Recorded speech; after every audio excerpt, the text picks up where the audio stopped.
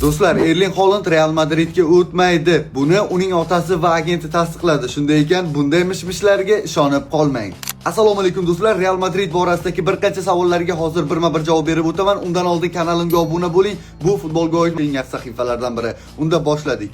Bilasiz, hozir Real Madridda prezidentligi uchun hozir saylov juda ham yaqin va unda Florentino Perez va Enrique Riquelme kurashyapti. Ispaniyalik o'sha boy biznesmenlardan biri va Enrique Riquelme Real Madrid prezidenti bo'lish uchun Real Madrid muxlislari meni saylasin deb bir qancha va'dalarni bermoqda. Ulardan eng kattasi, men agar prezident bo'lsam Real Madridga Rodri va Erling Haalandni olib kelaman degan. Lekin kecha bu vaziyatga, bu intervyuga Erling Haalandning otasi va agenti chiqib izoh berdi. Ya'ni Erling Haalandni hech kim bilan kelishuvi yo'q. U hozir Manchester Cityda baxtli va Real Madridga o'tmaydi. Biz buni ishonch bilan ayta olamiz dedi o'sha Erling Haalandning otasi Alfie Haaland chiqib. Shunday ekan, Real Madrid va Erling Haaland o'rtasida hech qanday shartnoma mavjud emas. Yo'q, menimcha Florentino Perezning o'zi qolsa kerak. Endi yillar davomida baribir o'sha oxirgi paytlarda xato qilgan bo'lsa ham katta ishlar qilgan Real Madrid uchun. Real Madridning otasi klubdan da ustunroq turadigan shaxs va uni Madridda juda ham yaxshi ko'rishadi. Baribir Enrique Riquelme va'da beradimi, Haalandni olib kelaman deganmi? Bu yoqda Perezning xizmatlari, mehnatlari yotibdi. Qolaversa, Perez ikkita yaxshi transferni amalga oshirib bo'ldi.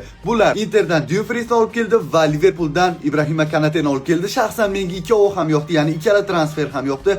O'sha Dumfries o'ng qanotda juda ham ajoyib. O'sha agressiya, hujumni qo'llab-quvvatlash va o'sha Real Madridning qanotini yopa oladi. Carvajaldan keyin kerak bo'lsa, Carvajaldan ham yaxshiroq darajada o'yin o'tkazib berish mumkin. O'sha Prime versiyasiga chiqadigan bo'lsa, Ibrahima Kanate ham zo'r, markazda menimcha Rudiger ikovi ajoyib tandem bo'la oladi. Shunday ekan, Florentino Perez anchagina aqlli transfer qildi. Buni ko'rib turgan muxlislar esa menimcha saylovda Florentino Perezni qo'ya turib, Enrique Riquelmega ovoz bermasa kerak. Xo'sh, nima deb o'ylaysiz do'stlar? Florentino Perez jamoada qolgani yaxshimi yoki klubga yangi tizim, yangi qarashlar, yangi umuman falsafa kerakmi?